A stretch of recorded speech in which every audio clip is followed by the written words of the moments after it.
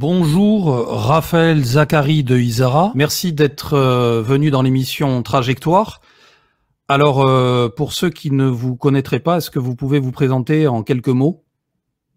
Oh, en quelques mots, ça serait bien modeste de ma part. Je dirais en 1000 mots, en 100 000 mots et même en plus d'1 million de mots parce que j'ai écrit, mes textes comportent plusieurs millions de mots maintenant, hein. Enfin, alors donc, bah, pour me présenter, de manière immodeste parce que c'est ça qui plutôt qui me ressemble, hein, Oui.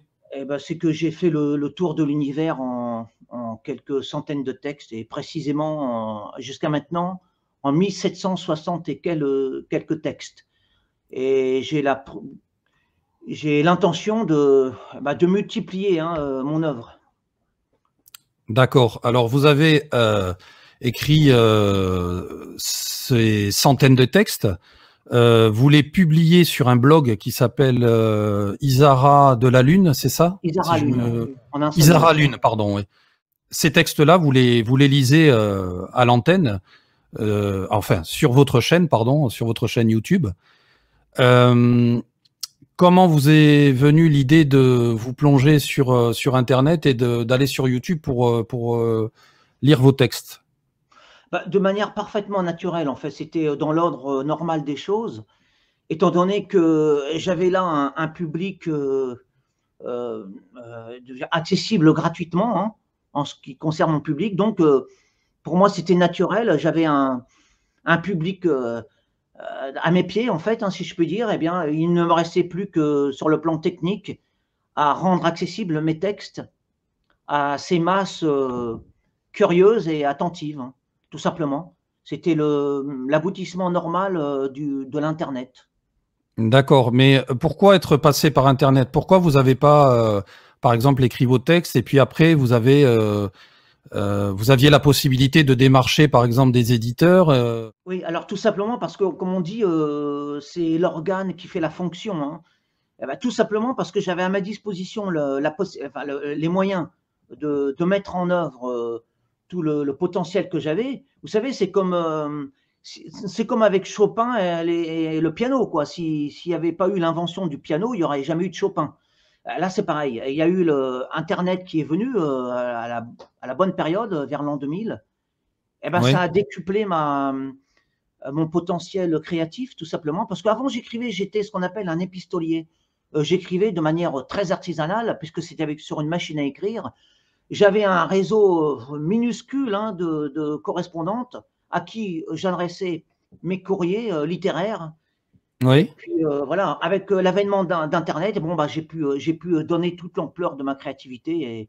Et là, c'était l'explosion universelle, hein. D'accord. Alors Je suis un fruit de mon époque, tout simplement. oui, mais vous n'avez pas voulu, après quelques années sur Internet, vous Alors, faire éditer? oui, alors bien sûr, alors voilà, en fait, l'édition, bien je l'ai de manière, immédiate et gratuite et sans intermédiaire à travers mon blog. Alors pour moi, c'est Oui, une, voilà, parce que quel est le but? Le but, est-ce la reconnaissance, l'orgueil, pur et simple, à travers une reconnaissance, vous savez, de le fait de se faire éditer chez dans des grandes maisons d'édition? Ou le but, est-ce que c'est de faire lire les textes? C'est d'avoir des lecteurs, de frapper les esprits avec mes textes? Le but premier c'est comme, par exemple, le but premier d'un boulanger, eh bien, c'est de nourrir la population.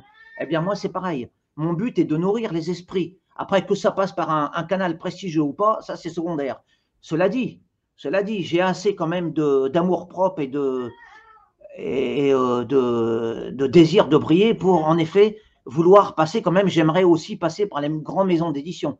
J'aime briller. Je cherche également la reconnaissance. Mais avant tout, prioritairement, c'est la diffusion des textes, hein, c'est-à-dire c'est de toucher les esprits, en fait, hein, de nourrir les esprits. C'est ça qui la priorité.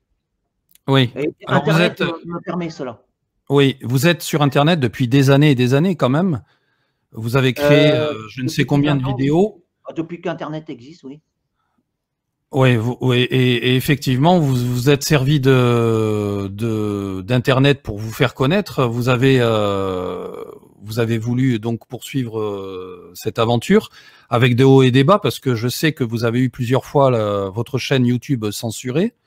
Parce que voilà, les gens le découvriront, c'est pas évident, mais ils verront quels sont quels sont les types de textes que vous pouvez proposer. Et effectivement, certains pourraient choquer un petit peu ceux qui ne vous connaîtraient pas. Mais moi, je sais personnellement, pour avoir été sur votre chaîne, que bon, vous pensez ce que vous dites. Hein, je ne mets pas en cause ça, mais je pense qu'il y a aussi un jeu un petit peu avec tout ça, et que finalement, vous n'êtes pas aussi brutal et dur que ce que vous écrivez parfois. J'ai l'impression, mais peut-être que je me trompe. Oui, alors je vais vous dire que la brutalité et que vous avez dit, je ne sais plus, oui. bref, n'est pas de mon fait, elle est du fait des censeurs et des esprits frileux. Les esprits frileux, les gens, les poltrons du verbe, comme je les appelle, les peureux du quotidien, ce sont des esprits étriqués à qui la vérité, l'éclat du soleil, fait peur. Et en fait, il y a un peu de provocation. Ce que je cherche à faire, ce n'est pas tant de provoquer pour provoquer. Ce que je souhaite faire à travers ces textes, c'est de montrer que la parole devrait être libre, que le verbe souffle comme le vent, hein, et qu'il y a des esprits, voilà, dans le monde, il y a des esprits qui n'ont pas la culture de la liberté d'expression et qui s'autocensurent et, voilà, et qui ne connaîtront jamais la pleine clarté solaire. Hein. Ces gens-là se cachent, hein, la vérité fait peur, ou alors même on pourrait dire des aspects de la vie. Voilà, nous sommes dans une société très frileuse, étriquée, où la moindre chose choque.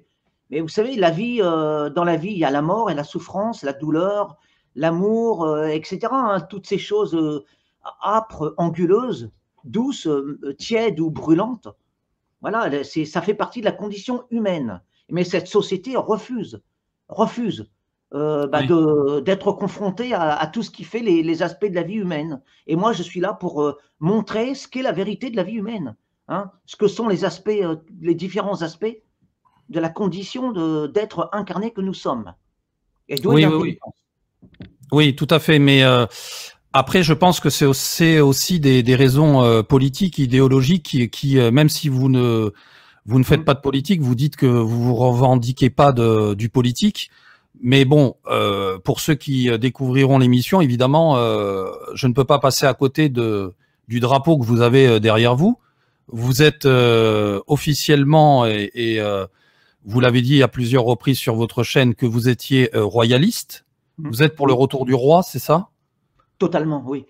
Et la République, telle qu'elle se dessine sous nos yeux, vous déplaît, et vous voudriez qu'il y ait un roi, mais un roi de monarchie absolue, c'est-à-dire que avec des pouvoirs concentrés dans les mains d'une même personne, ou une monarchie de type anglaise, par exemple?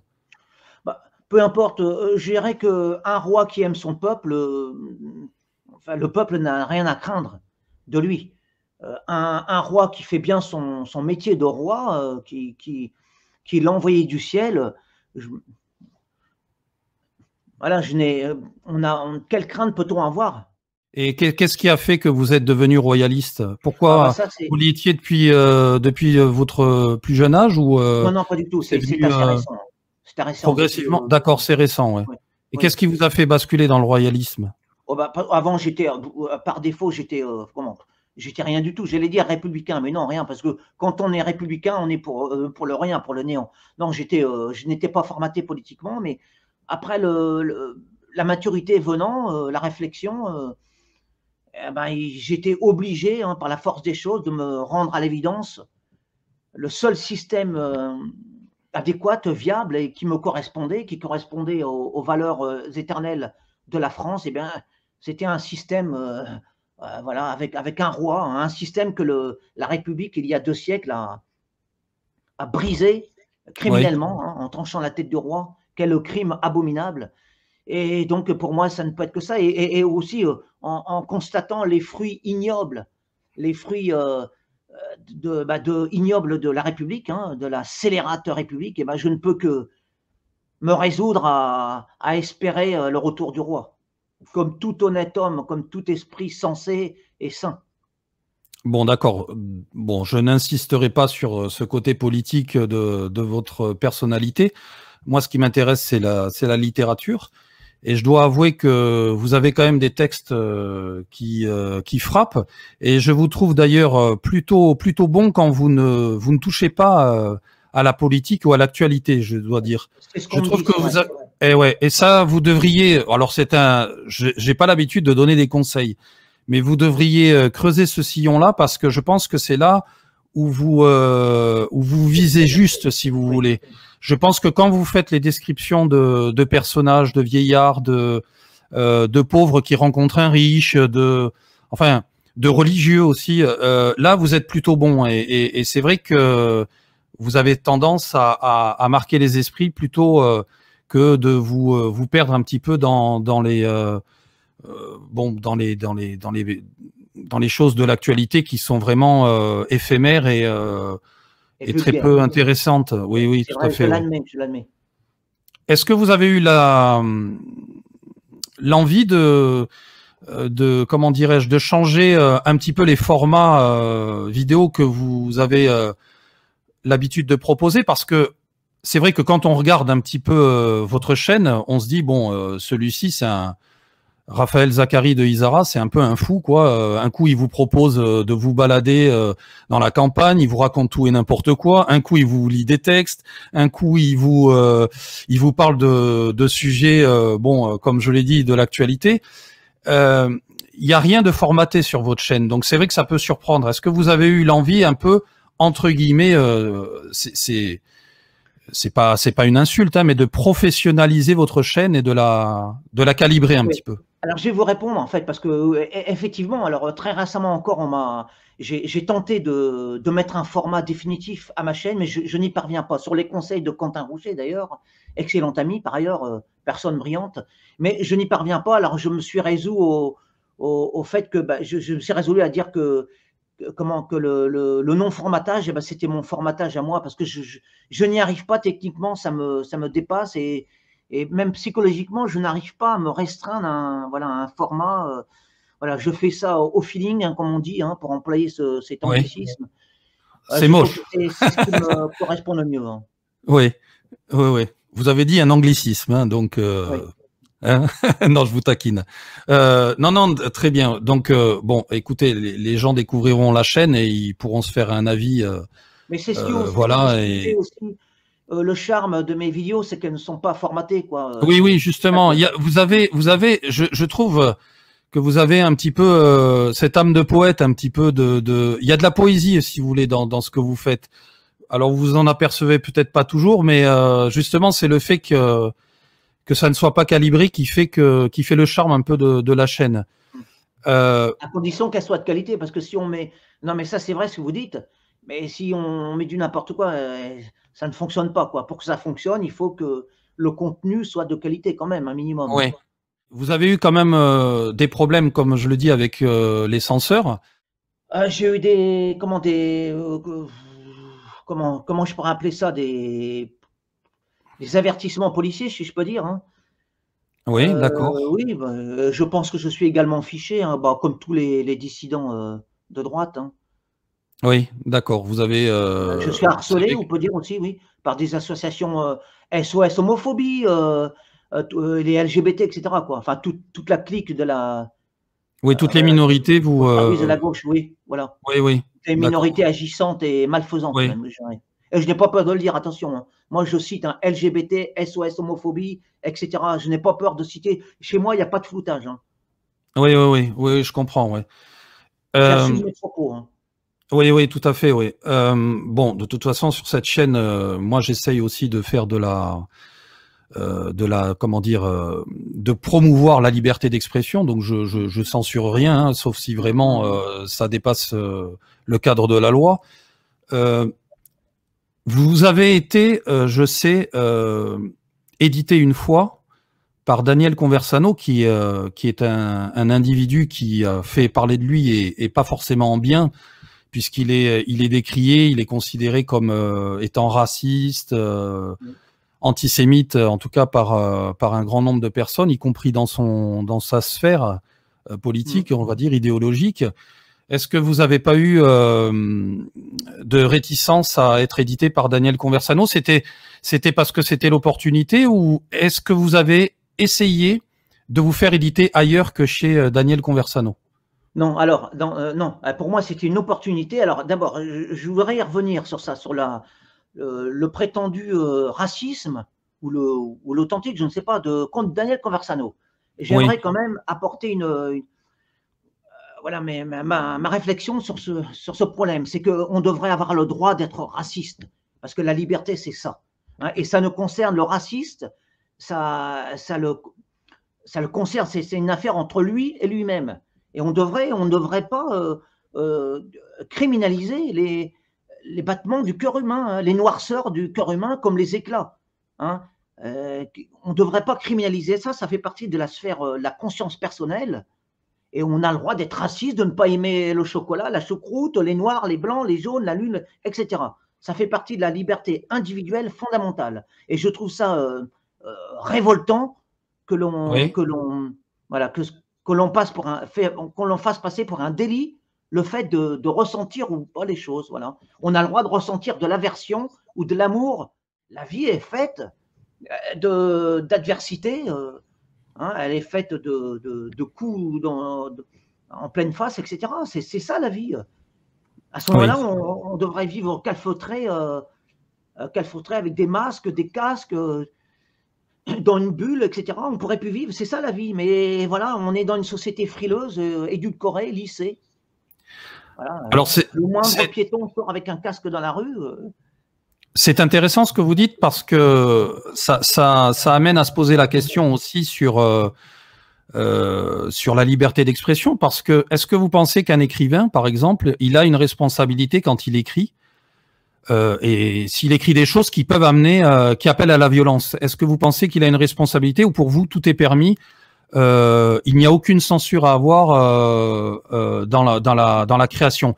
Parce que là, nous parlions d'une personne qui n'est pas forcément dans la création, qui est dans l'idéologie et qui véhicule des idées. Ce qu'exprime Daniel Conversano, moi, je ne trouve rien d'extrême, de révoltant, je veux dire, par l'intensité, quoi. Bon, c'est pas pour moi, parce que moi, je suis prêt à recevoir. Pour moi, ça n'est pas extrême dans le sens où, déjà, dès lors que vous dites une vérité, elle est nécessairement extrême, la vérité. C'est toujours extrémiste, une vérité. C'est noir et c'est pas blanc. C'est 1 et c'est pas 2, quoi. C'est 0 ou c'est 1. Et en second lieu, je pense que oui, effectivement, tout diseur, alors de vérité ou de mensonge, hein, eh bien, a une part de responsabilité, oui. Mais c'est ça le prix de la liberté, c'est que chacun assume les conséquences de ses propos. Mais on ne devrait pas censurer, non. On ne devrait pas censurer les propos. Vous êtes pour une liberté d'expression un petit peu à l'américaine, quoi, c'est-à-dire où on pourrait vraiment s'exprimer sur tous les sujets, y compris des sujets extrêmes, et avoir des paroles qui peuvent parfois appeler à la violence, parce que c'est ce qui se passe dans les pays anglo-saxons. Hein. Vous savez, mais chacun est libre de brûler des paroles qui lui déplaisent. Hein. Moi, je ne suis pas contre par exemple, une littérature qui me choque, c'est la littérature sadienne. Je ne suis pas contre la censure, mais en même temps, je suis pour le fait que chacun a le droit de brûler les livres de Sade. C'est aussi la liberté dans l'autre sens. Vous avez la liberté de vous exprimer, et puis vous avez la liberté de refuser cette manifestation de l'expression. Vous avez le droit de refuser, vous avez le droit de dire non, je brûle tes paroles, je brûle tes écrits.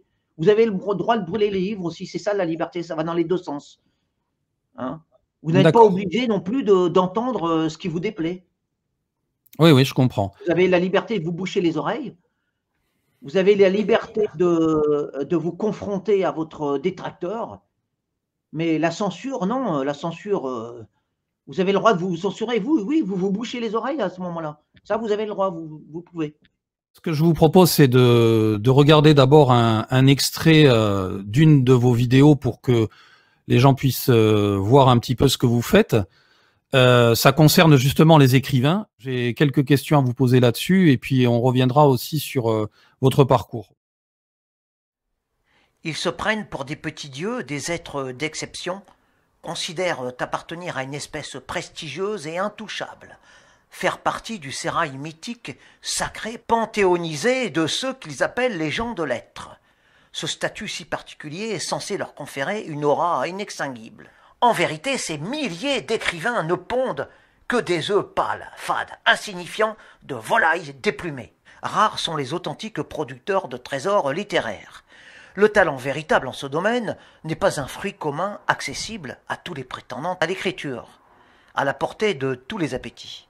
C'est une pépite située au sommet de l'arbre, à l'extrémité de la plus haute branche, difficile à atteindre. Les oiseaux trop lourds demeurent au sol en réalité, le bec dans la boue, en se croyant élus. Seuls les plus légers d'entre eux, dotés de plumes éclatantes, parviennent à la hauteur de cette pierre de choix.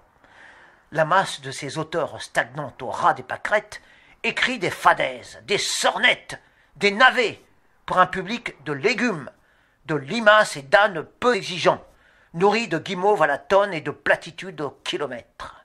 Et ces robinets à mots incolores, à histoire sans saveur, déversent vers leurs lecteurs léthargiques des fleuves de banalité, des flots de néant, dans des océans de pages vouées à l'oubli.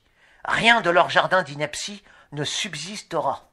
Ils écrivent pour ce siècle, c'est-à-dire pour le vent. Ils noircissent du papier pour alimenter les idées en vogue, pour plaire aux pigeons, pour être dans l'air du temps. Leurs feuilles sont toutes à la mode. Ce sont des pollueurs d'esprit, des diffuseurs de courants d'air, des propagateurs de fumée, des distributeurs de vide à destination de cervelles creuses. La littérature, c'est comme le métal précieux. Moins il y en a, plus il a de valeur. Et quand il y en a trop, comme c'est le cas aujourd'hui, avec tous ces marchands de rêves médiocres, c'est tout simplement parce que, pour faire illusion, ils ont mélangé la noble matière avec de la vile ferraille. Ce qui fait le prix de l'or, c'est sa qualité, c'est-à-dire sa pureté. Or, la plupart de ces actuels pondeurs de livres ne sont que des faussaires. On a vu un extrait donc vidéo de ce que vous pouvez produire sur votre chaîne. Alors là, il y a beaucoup de contradictions. Vous parlez des écrivains et vous dites des écrivains qu'ils produisent trop, qu'ils sont médiocres pour la plupart. Et là, ça m'interpelle parce que s'il y en a bien qui crée beaucoup de textes et qui se répand sur Internet, notamment, c'est bien vous. Donc, qu'est-ce que vous répondez à ça? Il n'y a pas de contradiction. Je dis que celui qui peut se permettre de créer en abondance, eh bien, qu'il le fasse, parce que c'est un bon écrivain. Oui, d'accord. Et j'ai entendu dire, enfin, c'est de votre bouche, hein, mais que vous détestiez lire, ou vous avez lu très très peu. Alors là aussi, il y a une contradiction. Vous appelez les gens à vous lire, vous appelez les lecteurs à aller donc sur votre blog ou à vous écouter sur votre chaîne.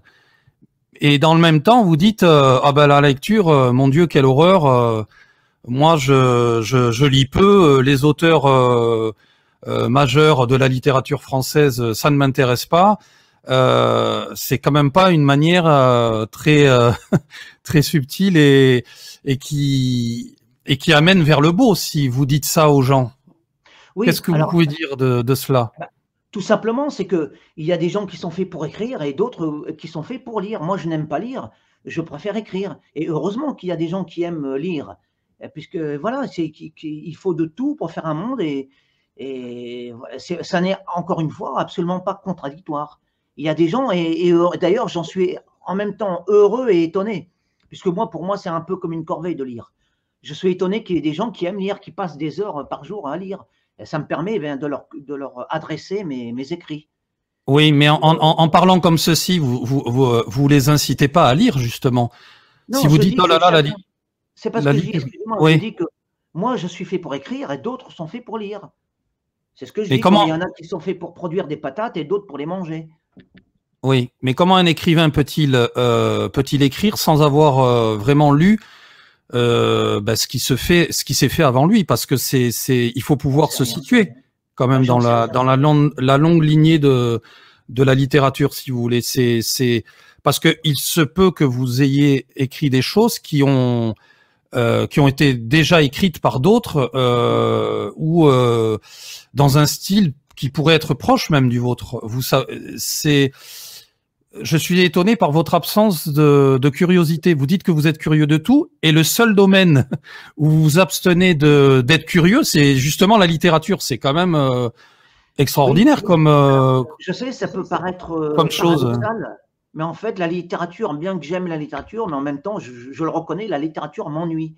Mais alors, de deux choses l'une. Alors, soit je suis un pur imbécile, soit je suis l'expression d'un certain génie, puisque, en effet, je n'ai pas de référence livresque, et en même temps, ça me donne une grande liberté, même si je peux, alors, justement, comme vous venez de le dire, je peux répéter des choses qui ont déjà été dites sur d'autres tons, sur d'autres manières, mais ça fait partie en même temps, je suis vierge sur le plan livresque, et ça me permet de créer des perles nouvelles, et c'est ça l'avantage. Il y a des inconvénients, des avantages. Moi, les inconvénients, c'est rien, ça. Disons qu'il se peut, en effet, que j'ai écrit sous d'autres formes des choses qui ont déjà été dites, écrites. Mais ça, c'est rien, c'est pas un problème, ça. Au contraire, c'est même un plus. Ça me permet non, au contraire, ça me permet de ne pas me restreindre et d'être totalement créatif. Est-ce que vous avez quand même dans votre panthéon quelques auteurs, quand même si c'est deux ou trois, qui pour vous comptent vraiment? Hugo, mais parfois, vous savez, je tombe sur des auteurs, enfin que je feuillette, parce que vous savez, moi, je ne suis pas du tout lecteur. Daudet, les contes de Maupassant, les petites histoires d'Alphonse Daudet. Vous savez, mes références sont très, très, très limitées. Hein. Mais non, alors ce n'est pas tant que, c'est aussi que je n'ai pas l'envie, je n'ai pas le désir de faire des choses. Parce que moi, les pavés m'ennuient. Hein. Vous savez, les romans fleuves m'ennuient profondément. Alors, je n'ai pas envie d'ennuyer mon lectorat. Et alors, ma référence, eh ben, je l'ai eu à travers les manuels scolaires. Lorsque j'étais entre le primaire et la troisième, quoi, en fait. Hein. Ouais. C'est là parce que nous avions des extraits à notre disposition, des extraits des œuvres, des meilleurs extraits des plus grandes œuvres. Et ça, c'est ça qui m'a formé, je pense. Hein. Et vous avez écrit dès lors que vous avez rencontré ces auteurs, dès votre adolescence? Ou c'est venu un peu plus tard? Non, pas du tout. C'est venu assez tardivement. J'ai commencé vers l'âge de 20 ans. Oui. J'écrivais très mal à l'époque. Hein. Et puis, comme j'ai un niveau d'études assez bas, j'ai un niveau 3e, eh bien, par le travail, par la force des choses, par l'habitude, par l'amour aussi, par l'amour de l'écriture, eh bien, c'est venu tout seul. Hein.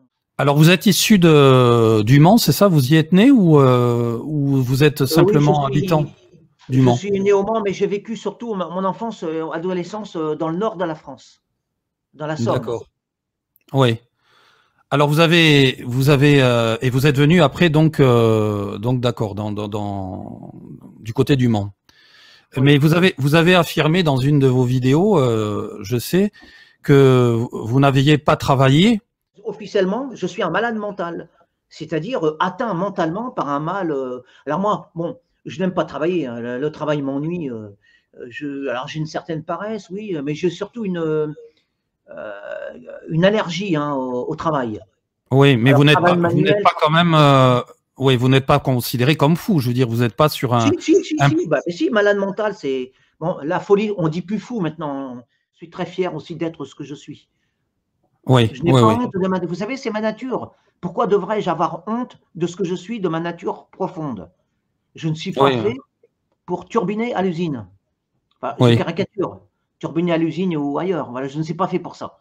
Moi, je suis fait pour rendre compte de la vie, des choses, pour éveiller les endormis. Je suis fait pour créer alors notamment là, précisément des textes, mais pour créer du rêve, pour voir la beauté, pour dévoiler la beauté à ceux qui ne la voient pas, etc. Nous allons faire une pause, pardon, et nous allons voir un deuxième extrait que vous avez produit sur votre chaîne. Ça s'appelle Éloge de la bêtise. On se retrouve dans quelques minutes. À tout de suite. Je chéris et loue la bêtise. La sottise est une haute qualité, une authentique vertu, le rempart absolu contre la souveraine et tyrannique intelligence qui l'écrase la méprise, la persécute. La nullité est l'apanage de ceux qui sont totalement dépourvus de lumière et par conséquent qui sont remplis de saines certitudes, d'inébranlables convictions, de salutaires illusions. La lourdeur d'esprit empêche de trop cogiter. Elle pousse à l'action irréfléchie. Elle éloigne et préserve fatalement l'homme de la pensée stérile, creuse, futile.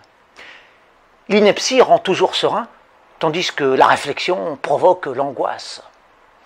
L'idiot en finit définitivement avec les incessants embêtements de la raison, en éliminant, tout simplement, le raisonnement. Il fallait y penser. Le penseur, quant à lui, s'invente des problèmes. Sa lanterne est inconfortable parce qu'elle lui montre, sans voile, sans artifice, sans aucun détour, les choses les plus embarrassantes de la vie. Et puis, ces êtres éveillés cherchent toujours à régler des difficultés insolubles, ce qui est fort plus judicieux de leur part. Comment peuvent-ils si mal utiliser leurs précieux neurones dont ils font si grand cas? S'ils étaient plus rationnels, moins incompétents, ils s'ingénieraient plutôt à résoudre des affaires solubles. Preuve de leur inutilité. Alors que les gens sots ne s'interrogent tout simplement jamais. Voilà le secret de leur bonheur. Les sujets stupides cultivent leur jardin sans plus se poser de questions.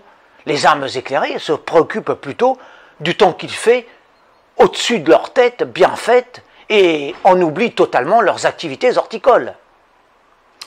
Ils s'y désintéressent parfaitement, préférant se torturer le cerveau pour des causes qui, aux yeux des bêtes personnes, n'en valent pas la peine. D'où la supériorité de l'ânerie sur la finesse qui force l'heureux élu à cultiver son jardin, et avec cœur encore, alors que l'aigle supérieur, dans ses hauteurs abstraites, ne fait rien pousser du tout sous ses pattes déconnectées du sol stérile. Est-ce que l'éloge de la bêtise que vous décrivez là, c'est aussi une partie de vous? Est-ce que vous voyez comme celui que vous décrivez dans cette vidéo? J'ai mes hauteurs, mais aussi mes éclats, mes obscurités, mes limites. Mais le problème n'est pas là. J'avais écrit ce texte à l'époque, ça fait déjà longtemps. C'était juste pour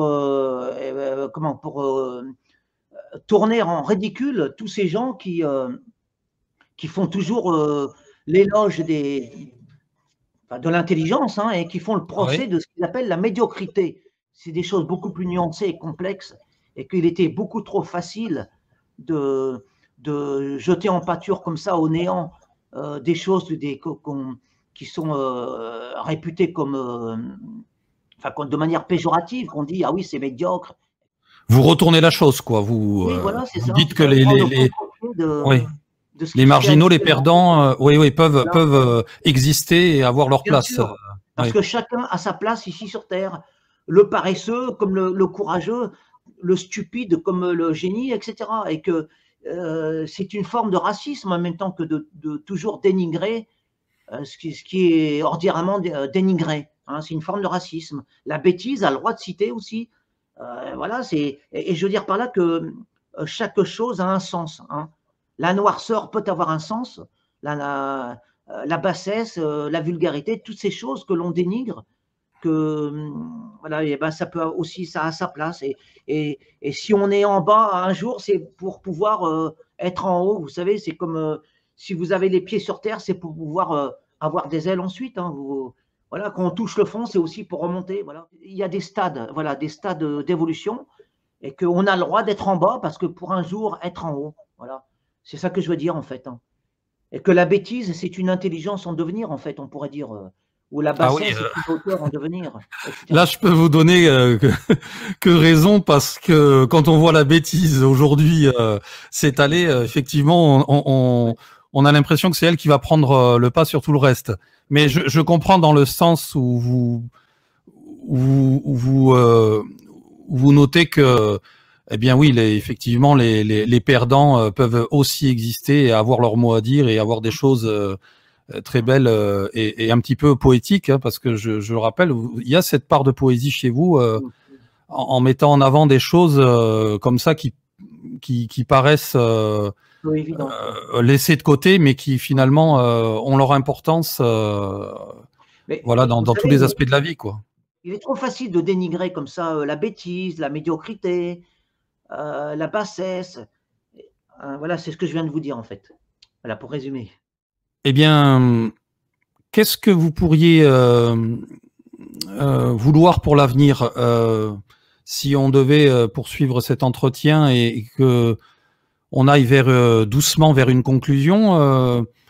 Vous avez une chaîne YouTube qui était un petit peu en perte de vitesse, comme je l'ai dit, parce que vous avez eu pas mal de problèmes et puis et que c'est difficile de récupérer à nouveau des abonnés et puis de faire en sorte que les algorithmes vous remettent, on va dire, dans le droit chemin pour que vous puissiez être vu. Comment vous imaginez l'avenir? Est-ce que vous allez continuer comme ça pendant encore 10 ans, je ne sais pas, des vidéos, ou est-ce que vous allez vous retirer un jour de cet espace médiatique? Bon, alors déjà, je ne mets pas sur le dos des algorithmes seul ma perte de vitesse. Ça vient aussi de moi, vous savez. Hein. Peut-être que ma plume ennuie mon lectorat, c'est possible. Hein. Je sais me remettre en cause. Sinon, bah, j'espère déjà, à travers votre collaboration, bien, me rehausser un petit peu. Hein, Oui, oui. et puis, Bon, sachant que moi, je vous dis, on en a parlé un petit peu hors antenne, moi, je suis une toute nouvelle chaîne. Hein. Il faut beaucoup de temps pour démarrer, mais effectivement.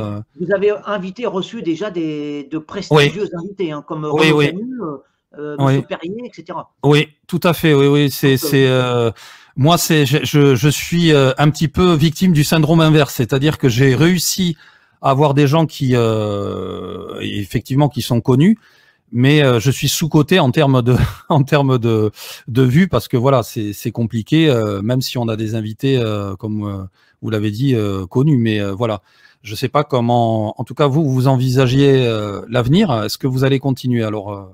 Et est-ce que vous avez eu des retours par rapport à vos vidéos et à vos textes? Est-ce que vous en avez eu de la part de gens qui vous ont dit, ben, vous m'avez un petit peu donné envie d'écrire, ou je ne sais pas, vous m'avez donné envie de faire des vidéos et de parler de littérature? Oui, j'ai donné envie d'écrire à certains, à ceux qui avaient du talent pour ça. Oui. Vous avez eu des retours donc de jeunes écrivains, quoi.